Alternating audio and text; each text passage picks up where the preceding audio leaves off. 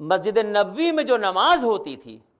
یا اس سے پہلے جو مسجد قباء کی تعمیر ہوئی، یا اس سے پہلے جو مکی زندگی میں ہوا، نمازوں کا جب حکم ہوا ہے اللہ کے نبی کو، تو آپ صلی اللہ علیہ وسلم بیت المقدس کی طرف رخ کر کے نماز پڑھتے تھے، وہ جو حضرت موسیٰ علیہ السلام کا قبلہ تھا،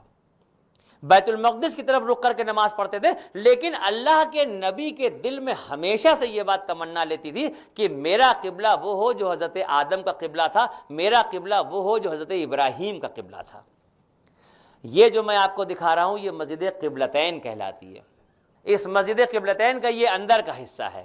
آپ اندازہ کریں، تصور میں جائیں، وہ چیز سوچیں اور دیکھیں کہ یہاں پر جماعت ہو رہی ہے، اللہ کے نبی امامت فرما رہے ہیں، صحابہ اکرام پیچھے آپ کے نماز پڑھ رہے ہیں، اور نیت بندھی ہوئی ہے۔ ایک روایت کے دوسری رکعت تھی، ایک اور روایت کے تیسری رکعت تھی، کہ اس نماز کے دوران قرآن کی وحی کا نزول ہوتا ہے۔ اور اس کے الفاظ کیا ہیں؟ الفاظ سنیے تو دل خوش ہو جائے گا۔ الفاظ اس کے کیا ہیں کہ قرآن میں اللہ پاک ارشاد فرماتے ہیں کہ اے میرے نبی، آپ کے چہرے کا بار بار آسمان کی طرف اٹھنا ہم نے دیکھ لیا، آپ کے دل کی کیفیت کو ہم نے سمجھ لیا، آپ کی خواہش یہی ہے کہ آپ کا قبلہ وہ ہو جو حضرت آدم کا قبلہ تھا، حضرت ابراہیم کا قبلہ تھا، لہٰذا اے میرے پیارے نبی، آپ اپنے رخ کو کعبۃ اللہ کی طرف بدل دیجئے۔ جب آپ اس مسجد میں جائیں گے تو جب آپ مسجد میں داخل ہوں گے تو جیسے یہ رخ ہے جس کی طرف آپ نماز پڑھ رہے ہیں، لیکن آپ اس سے بالکل مخالف پلٹ کے دیکھیں گے تو پیچھے انہوں نے ایک بڑا سا پتھر لگا دیا ہے جہاں پر انہوں نے پوری تاریخ لکھی ہوئی ہے کہ یہ دو قبلوں والی مسجد ہے، یہ مسجد قبلتین کہلاتی ہے۔ مزے کی بات تو یہ ہے کہ نماز کے دوران قرآن کی وحی کا نزول ہوتا ہے اور آپ صلی اللہ علیہ وسلم امامت فرماتے ہوئے ہی اپنے رخ کو بدل دیتے ہیں، اور جب آپ صلی اللہ علیہ وسلم اپنے رخ کو بدلتے ہیں تو اتباع میں صحابہ اکرام بھی رخ کو بدل دیتے ہیں۔ جب نماز مکمل ہوتی ہے، سلام پھیرا جاتا ہے، تو صحابہ اکرام پوچھتے ہیں اللہ کے رسول اس کا کیا مقصد تھا؟ آپ ارشاد فرماتے ہیں کہ ابھی اس وحی کا نزول ہوا ہے اور اب ہمیں قیامت تک نماز پڑھنے کے لیے کعبۃ اللہ کی طرف رخ کر کے نماز پڑھنے کا حکم ہوا ہے۔ سورج پلٹ کے آیا تو حیرت کی بات کیا، اللہ کے نبی نے اشارے سے سورج کو واپس بلا لیا تھا، چاند کے دو ٹکڑے کر دیے تھے۔ سورج پلٹ کے آیا تو حیرت کی بات کیا، دنیا کے شاہ احمد مختار کے لیے اللہ کو ہے اتنی محبت رسول سے، کعبے کا رخ بدل دیا سرکار کے لیے۔ سورج پلٹ کے آیا تو حیرت کی بات کیا، دنیا کے شاہ احمد مختار کے لیے اللہ کو ہے اتنی محبت رسول سے، کعبے کا رخ بدل دیا سرکار کے لیے۔ یہاں بھی نمازیں پڑھیے گا، ظاہر ہے اس مسجد کی عظمتوں کا، برکتوں کا کیا ٹھکانہ ہوگا، جو دو قبلوں والی، پوری دنیا کی واحد مسجد ہے جس کو دو قبلوں والی، اسی لیے اس کو مسجد قبلتین کہا جاتا ہے۔ مسجد قبلتین یہ جو نزول ہوا ہے آیت کا، یہ ہجرت کے 17 مہینے کے بعد ہوا تھا۔ اب اس کے بعد قرآن میں نزول ہوتا ہے اس بات کا کہ ان لوگوں کو جن پہ بہت ظلم کیا گیا، اب انہیں اجازت ہے کہ وہ بھی ظالموں کے خلاف تلوار اٹھا سکتے ہیں۔ لہٰذا یہاں پر نظارہ دیکھنے کو ملتا ہے سن 2 ہجری میں میدان بدر کا۔ بدر کا معاملہ یہ ہے، یہ اتفاق ہے، سعودی گورنمنٹ کی پالیسی ہے کہ عمرے اور حج کے ویزے پہ جو لوگ جاتے ہیں ان کو وہ بدر کے میدان میں یا طائف میں جانے کی اجازت نہیں دیتے۔ وہ کہتے ہیں کہ عمرے کا اور حج کا جو ویزا ہے وہ صرف مکہ، مدینہ اور جدہ کے لیے ہی محدود ہے۔ اللہ رب العزت کی رحمتوں سے میں 2 بار میدان بدر گیا ہوں۔ مدینہ شریف سے میدان بدر کا جو فاصلہ ہے یہ قریب 78 کلومیٹر کا ہے۔ 78 کلومیٹر کا یہ فاصلہ ہے۔ 313 صحابی اللہ کے رسول کے ساتھ ہیں جو جان و تن کا نذرانہ پیش کرنے کے لیے اس سفر میں ساتھ چل رہے ہیں۔ بدری صحابہ کا بہت بڑا مرتبہ ہے۔ بدری صحابہ کا وہ مرتبہ ہے کہ اگر ان کے کوئی قصور بھی بعد میں ہوئے تو اللہ کے نبی نے فرمایا کہ نہیں، یہ بدری صحابہ ہیں، ان کے ساتھ نہ کیا جائے، کیونکہ یہ وہ 313 تھے جو اندیکھے خدا پہ ایمان لانے کے بعد اس خدا کے نام پہ گھر سے نکل پڑے تھے میدان جنگ کے لیے۔ اور آج کے دور کے حساب سے کسی کے پاس ایسے ہتھیار اور اوزار نہیں تھے، کسی کے پاس تلوار تھی تو ڈھال نہیں تھی، کسی کے پاس زرہ بختر تھی تو کود نہیں تھی، سب اپنے اپنے انداز میں تھے، لیکن سب عاشقان رسول تھے، اللہ کے رسول کے حکم پہ مدینے سے بدر کی طرف کا سفر کرتے ہیں۔ کل 70 اونٹ ہیں صحابہ اکرام کے پاس۔ یہ طے ہوتا ہے کہ ایک ایک اونٹ پہ 3 آدمی بیٹھ کے سواری کریں گے۔ حضرت اللہ کے نبی کے ساتھ جو اونٹ ہے اس پہ 3 لوگ ہیں، ایک مولائے کائنات حضرت علی کرم اللہ وجہہ ہیں، دوسرے زید ابن حارثہ جو آپ کے آزاد کیے ہوئے غلام تھے۔ ان دونوں کی عقیدت اور ان کی محبت جوش مارتی ہے تو حضرت علی عرض کرتے ہیں کہ یا رسول اللہ، آپ مدینے سے بدر تک اس اونٹنی پہ سفر کریں، ہم لوگ ساتھ ساتھ چلیں گے۔ ان کی تڑپ پکی تھی، مولائے کائنات کی محبت کا تو اندازہ ہی نہیں لگایا جا سکتا، لیکن آپ صلی اللہ علیہ وسلم ارشاد فرماتے ہیں کہ یہ مساوات کے خلاف ہے، تم ثواب حاصل کرنے میں مجھ سے آگے نہیں نکل سکتے، ہم تینوں برابر برابر سے اس سفر کو کریں گے، یہ قطعی نہیں ہو سکتا کہ میں اونٹنی پہ سوار ہو کے چلوں اور تم پیدل پیچھے سے چلو۔ یہ سفر اس طرح سے ہوتا ہے، میدان بدر میں پہنچتے ہیں۔ میدان بدر ایک بڑا سا کھلا سا میدان ہے، یہ جو میں نے برابر میں جو لسٹ دکھائی ہے یہ وہ نام ہے جو میدان بدر میں شہید ہوئے تھے۔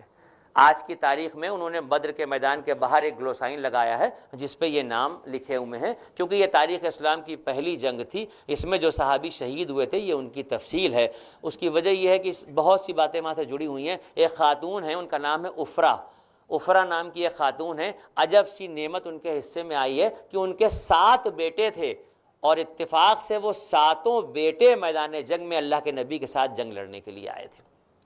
یہ بہت تاریخی بات ہے، بہت بڑی بات ہے کہ ان کے 7 بیٹے تھے اور 7 جان و تن کا نذرانہ پیش کرنے کے لیے عاشقان رسول بن کے رسول اللہ صلی اللہ علیہ وسلم کے ساتھ میدان بدر میں آئے تھے۔ جب بدر کے میدان میں اللہ کے نبی پہنچتے ہیں تو ایک بڑا سا میدان ہے، ایک طرف ایک کنواں بنا ہوا تھا، آپ صلی اللہ علیہ وسلم اس طرف پڑاؤ ڈالنے کے لیے کہتے ہیں صحابہ اکرام سے، ایک اونچا سا مچان ہے، ایک پاودان سا بنا ہوا ہے، اس مچان پہ آج کی زبان میں اپنی فوج کے چیف آف کمانڈنٹ کی حیثیت سے اللہ کے نبی اس مچان پہ ہوتے ہیں۔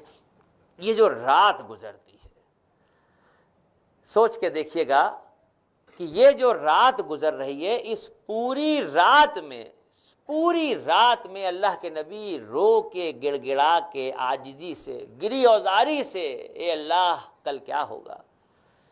اے اللہ یہ مٹھی بھر مسلمان جو تیرے نام پہ گھر سے نکلے ہیں، اے اللہ کل کیا ہوگا، سامنے کی تو 1000 کی فوج ہے، اے اللہ یہ جو تیرے نام پہ چند مسلمان نکلے ہیں، اے اللہ اگر کل یہ شہید ہو گئے تو پھر تیرا نام لینے والا کوئی نہ ہوگا، اے اللہ فتح نصرت آئے گی تو تیری طرف سے آئے گی، اے اللہ کامیابی ملے گی تو تیری طرف سے ملے گی۔ اللہ کے نبی ایسی گری اوزاری سے، ایسے گڑ گڑا کے عاجزی سے دعا کرتے ہیں کہ صدیق اکبر اور صحابہ اکرام سے دیکھا نہیں جاتا۔ صدیق اکبر بار بار آگے بڑھتے اور کرتے کہ اللہ کے نبی بے شک آپ اللہ کے نبی یہ اس طرح سے نہ روئیں، اے اللہ کے نبی یہ بے چینی آپ کی نہیں دیکھی جاتی، اے اللہ کے نبی یہ اس طرح کا عالم آپ کا نہیں دیکھا جاتا، اے اللہ کے رسول آپ اللہ کے رسول ہیں، فتح نصرت آئے گی، جیت آپ کی ہوگی۔ لیکن پوری رات گری اوزاری میں اللہ کے نبی کی گزرتی ہے، پوری رات عبادت میں گزرتی ہے، پوری رات دعاؤں میں گزرتی ہے، اور بس یہی دعا ہوتی ہے کہ اللہ یہ مٹھی بھر مسلمان جو تیرے نام پہ گھر سے نکلے ہیں، اے اللہ اگر کل یہ میدان جنگ میں شہید ہو گئے تو پھر تیرا نام لینے والا کوئی نہ ہوگا۔ رات گزرتی ہے، صبح ہوتی ہے۔ بیان تو بہت لمبا ہے، بس ایک بات بتا دینا چاہتا ہوں کہ صبح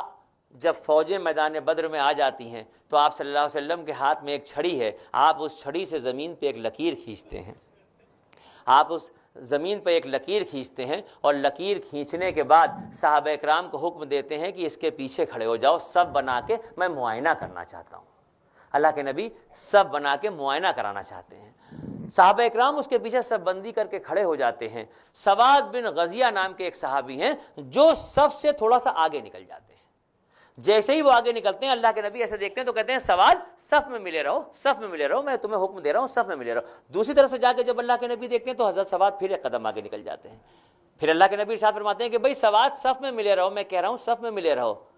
تیسری طرف جب تیسری بار جا کے دیکھتے ہیں تو حضرت سواد پھر ایک قدم باہر نکل جاتے ہیں۔ یہ تو ہو ہی نہیں سکتا تھا، وہ صحابہ اکرام جو رسول اللہ صلی اللہ علیہ وسلم کی ان بھووں کی جنبش کو دیکھ کے سمجھ لیا کرتے تھے کہ اللہ کے نبی کیا کہنا چاہتے ہیں اور کیا چاہتے ہیں، وہ اتنی بڑی گستاخی کر ہی نہیں سکتے تھے کہ 3 بار کہنے پہ باہر نکلیں، لیکن بات کچھ اور تھی وہاں پہ۔ اللہ کے نبی نزدیک پہنچتے ہیں، آپ کے ہاتھ میں ایک لکڑی ہے، اس لکڑی سے آپ حضرت سواد کے پیٹ پہ ایسے یوں کرتے، ایسے ٹھوک دیتے ہیں۔ جیسے ہی وہ کرتے ہیں اللہ کے نبی تو حضرت سواد چلا کے کہتے ہیں کہ اللہ کے نبی آپ نے تو مجھ پہ ظلم کیا، آپ نے ہی یہ حکم دیا ہے کہ اگر تم پہ کوئی ظلم کرے تو تمہیں حق ہے کہ اس کا بدلہ لو، آپ نے تو مجھ پہ ظلم کیا ہے، اللہ کے نبی میں آپ سے بدلہ لینا چاہتا ہوں۔ صحابہ اکرام پھٹی ہوئی نگاہوں سے یہ منظر دیکھ رہے تھے کہ ان کا ایک ساتھی میدان بدر میں جو جان و تن کا نذرانہ پیش کرنے کے لیے آیا تھا وہ علی اعلان کہہ رہا ہے کہ اللہ کے نبی ہم آپ سے بدلہ لینا چاہتے ہیں۔ آپ صلی اللہ علیہ وسلم فرماتے ہیں کہ سواد تم مجھ سے بدلہ لو گے؟ کہتے ہیں یا رسول اللہ آپ نے ہی بتایا ہے میں آپ سے بدلہ لوں گا۔ اللہ کے نبی وہ چھڑی حضرت سواد کی طرف بڑھا دیتے ہیں۔ حضرت سواد اس چھڑی کو اپنے ہاتھوں میں لیتے ہیں اور جیسے ہی ہاتھ میں لیتے ہیں تو کہتے ہیں یا رسول اللہ آپ نے مجھے غور سے نہیں دیکھا، مجھے دیکھیے میرے جسم پہ صرف ایک تہمت بندھی ہوئی ہے، کرتا نہیں ہے، میرا جسم تو ننگا ہے، میں کھلے جسم پہ ہوں، آپ کے جسم پہ کرتے مبارک ہے۔ میرے ننگے پیٹ پہ جتنی تکلیف پہنچی تھی کرتے سے اتنی چوٹ آپ کو نہیں پہنچے گی، لہذا آپ اپنا کرتا اٹھائیں گے تب میں یہ انجام دوں گا کام۔ آپ سوچ کے دیکھیے کہ اس وقت میدان بدر کی فضائیں کیسے سہم گئی ہوں گی، کیا عالم ہوا ہوگا ایک ایک ذرے ذرے کا کہ اللہ کا آخری نبی میدان بدر میں انتقام دینے کے لیے اپنے جسم مبارک سے کرتا اٹھاتے ہیں، اور جیسے ہی اللہ کے نبی اپنے جسم مبارک سے کرتا اٹھاتے ہیں تو یہ عالم تھا کہ حضرت سواد گھٹنوں کے بل گرتے ہیں، اللہ کے نبی کے جسم مبارک کو پکڑتے ہیں اور زور زور سے بوسہ دینے لگتے ہیں، چومنے لگتے ہیں اللہ کے نبی کے جسم کو، اور زاروں قطار روتے جاتے ہیں، کہتے ہیں یا رسول اللہ انتقام کا دیوانہ کون ہے؟ میں تو یہ سوچ کے آیا تھا کہ یہ میدان جنگ ہے، یہاں موت اور زندگی کا 7 لمحوں کا ہے، میرے دل میں یہ خیال آیا تھا کہ اگر مرنے سے پہلے میرے لب ایک مرتبہ آپ کے جسم مبارک کو چوم لیں گے تو دوزخ کی آگ حرام ہو جائے گی۔ یا رسول اللہ میدان جنگ میں جنگ سے پہلے دل میں یہ خیال آیا کہ مرنے کے بعد نہ جانے میرا کیا حال ہوگا۔ یہ کون کہہ رہا ہے؟ بخشے بخشائے صحابی کے الفاظ ہیں کہ میرے دل میں یہ خیال آیا کہ گزری زندگی میں جو گناہ کیے مرنے کے بعد نہ جانے میرا کیا حال ہوگا۔ یہ سوچ کے دل میں یہ بات آئی کہ اگر میرے لب ایک مرتبہ آپ کے جسم مبارک کو چوم لیں گے تو دوزخ کی آگ حرام ہو جائے گی۔ میدان بدر تاریخ اسلام کی پہلی جنگ ہے، یہاں آپ نہیں جا پائیں گے، میں نے مختصر سا بیان کر دیا، لیکن مدینے میں جب آپ زیارتوں کے لیے نکلیں گے تو میدان احد آپ جائیں گے۔ یہ احد کا پہاڑ ہے، اس کے لیے آپ صلی اللہ علیہ وسلم نے فرمایا کہ احد کو مجھ سے محبت ہے، مجھے احد سے محبت ہے۔ آپ نے فرمایا کہ جس طرح سے کوہ طور جس پہ موسیٰ علیہ السلام کھڑے ہو کے اللہ سے بات کرتے تھے، جس طرح کوہ طور جنت کے پہاڑوں میں سے ایک پہاڑ ہے، اسی طریقے سے احد بھی جنت کے پہاڑوں میں سے ایک پہاڑ ہے۔ یہاں تاریخ اسلام کی دوسری جنگ ہوئی تھی، بہت تاریخی اور بہت تفصیلی جنگ ہے۔ مکی زندگی میں جب نمازوں کا فرض ہوا تھا اور تیسری بیعت عقبہ کے بعد مصعب ابن عمیر کو جب مدینے بھیج دیا گیا ہے تو اس وقت اللہ کی طرف سے جمعے کے فرض کا جب حکم آیا ہے تو چونکہ مکے میں علی اعلان جماعت سے نماز نہیں ہوتی تھی اس لیے مسلمان وہاں نہیں پڑھ سکے، یہ اطلاع یثرب بھیجی گئی تو تاریخ اسلام کا سب سے پہلا جمعہ مصعب ابن عمیر رضی اللہ عنہ کی امامت میں پڑھا ہے، وہ بھی اس جنگ میں شہید ہوئے تھے، وہ بھی یہاں آرام فرما رہے ہیں۔ 72 صحابی یہاں پہ شہید ہوئے ہیں، جائیے گا فاتحہ پڑھیے گا، آ جائیے گا۔ اس کے بعد تاریخ اسلام کی تیسری جنگ ہوتی ہے۔ یہ تیسری جنگ آج جس جگہ پر آپ جائیں گے تو وہاں پر انہوں نے ایک بڑی سی مسجد بنا دی ہے، مسجد سبتین کے نام سے۔ یہاں پر 7 مسجدیں چھوٹی چھوٹی سی تھیں۔ اس وقت جنگ خندق کے موقع پہ آپ صلی اللہ علیہ وسلم نے خندق کھدوائی تھی تو الگ الگ ٹکڑیاں بنائی تھیں، ایک ٹکڑی حضرت علی کی تھی، ایک حضرت عمر کی تھی، ایک حضرت عثمان کی تھی، ایک حضرت ابوبکر کی تھی، تو جن کی جہاں جہاں پہ ٹکڑیاں تھیں وہاں پہ بعد میں چھوٹی چھوٹی سی مسجدیں بنا دی تھیں۔ یہ مسجدیں 2009 تک وہاں پر موجود رہی ہیں، جو لوگ اس وقت گئے ہیں ان کو موقع ملا ہے، لیکن بڑی بوسیدہ ہو گئی تھی تو اب انہوں نے اس کو شہید کر کے ایک بڑی سی مسجد بنا دی ہے۔ اس مسجد کے بارے میں اس جگہ کے بارے میں ایک بات بہت اہم ہے جو میں بتا کے آگے چلتا ہوں۔ یہاں جب جنگ خندق کی جنگ ہو رہی تھی اس لمحے سے پہلے تک نمازوں کا فرض ہونے سے یہ مان کے چلیے کہ جب نمازیں فرض ہوئی وہاں سے لے کے اور جنگ خندق کے اس لمحے تک کے بیچ کی کوئی بھی نماز اللہ کے نبی کی ایسی نہیں تھی جو کبھی قضا ہوئی ہو۔ بدر میں اور احد میں جنگ کے موقع پہ جنگ جب جاری تھی اس وقت بھی یہ عالم تھا کہ جب ظہر کا اور عصر کا وقت ہوا تو صحابہ کرام آگے جنگ لڑ رہے تھے اور کچھ صحابیوں نے پیچھے کی طرف نماز پڑھی، اور جب ان کی نماز ہو گئی تو انہوں نے آپس میں ایک دوسرے کو شفلنگ کی، جو پیچھے والے تھے وہ آگے لڑنے چلے گئے اور آگے والے پیچھے آ گئے اور ان کی بھی نماز ہو گئی، یعنی جنگوں میں بھی نمازیں قضا نہیں ہوئی۔ جنگ خندق کے موقع پہ جب جنگ ہو رہی تھی تو یہ عالم تھا کہ آخری دن جو دشمنوں کی طرف سے جو حملہ ہوا ہے تو چاروں طرف سے دشمن اس طریقے سے حملہ کرنے کے لیے آگے بڑھا تھا کہ ایسا لگتا تھا تلواریں ایسے چمک رہی تھی جیسے بجلی کوند رہی ہو، اس طرح سے برسات کی بوندیں برستی ہیں اس طریقے سے تیروں کی بارش ہو رہی تھی، جنگ کا ہمہمہ جاری تھا۔ ظہر کا وقت آیا، اللہ کے نبی محاذ پہ ڈٹے، ایک لمحے کے لیے ہل نہیں سکتے، صحابہ کرام جنبش نہیں کر سکتے، جنگ کا ہمہمہ جاری ہے، جنگ جاری چل رہی ہے، ظہر کا وقت آیا اور گزر گیا، مسلمان ہل نہیں سکے، عصر کی نماز کا وقت آیا، عصر کی نماز میں اور شدید حملے تھے، ایک لمحے کے لیے صحابہ کرام اور اللہ کے نبی اپنی جگہ سے ہٹ نہیں سکے، ظہر کا عصر کا وقت آیا، نمازیں قضا ہو گئیں، اس کے بعد شام کا دھدلکا بڑھا، رات کی تاریکیاں چھانے لگیں، جنگ ختم ہوئی، فوجیں اپنے خیموں میں چلی گئیں، تو اللہ کے نبی نے حضرت بلال کو حکم دیا کہ ایک اذان دو، ایک اذان اور جدا جدا اقامتوں کے ساتھ آپ صلی اللہ علیہ وسلم نے چھوٹی ہوئی نمازیں پڑھی، یوں امت مسلمہ کو یہ پیغام دے دیا کہ اگر کسی عذر معقول کی وجہ سے تمہاری نماز چھوٹ جائے تو تم چھوٹی ہوئی نماز اس طرح سے پڑھ سکتے۔ چونکہ فوکس آج کے بیان پہ یہ ہے کہ میں زندگی کے ہر لمحے کو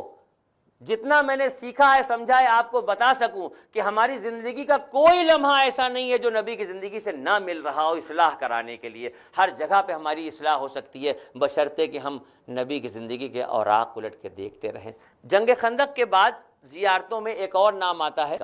یہ مدینے کا قبرستان ہے۔ اس کی پہچان میں آپ کو بتا دوں، ابھی جو میں نے آپ کو بتایا تھا کہ جب آپ روضہ انور پہ حاضری دیں گے، سلام پیش کریں گے، اس کے بعد جس دروازے سے آپ نکلیں گے، جب آپ روضے پہ حاضری دینے کے بعد مسجد سے باہر نکلیں گے تو جس دروازے سے آپ نکلیں گے اس کا نام، اس دروازے سے نکلیں گے تو سامنے ہی آپ کو یہ نظارہ دیکھنے کو ملے گا، یہ جنت البقیع ہے، مدینے کا قبرستان ہے، اسی لیے اس دروازے کا نام انہوں نے بقیع رکھا ہے کہ جیسے ہی آپ روضہ رسول سے باہر نکلتے ہیں تو سامنے کی طرف بہت بڑی سی جالی ہے، یہ اس کے اندر کا نظارہ دکھایا گیا ہے۔ یہاں پر ظاہر سی بات ہے کہ آپ اندازہ کریں کہ صحابہ کرام سے لے کے اور امت کی ماں خاتون جنت بی بی فاطمہ سے لے کے اور کون کون یہاں پر آرام فرما رہے ہیں، تو ظاہر سی بات ہے کہ ہمارا فرض ہے کہ ہم جب مدینے پہنچیں تو جنت البقیع ضرور جائیں اور یہاں پر ہاتھ اٹھا کے فاتحہ ضرور پڑھیں۔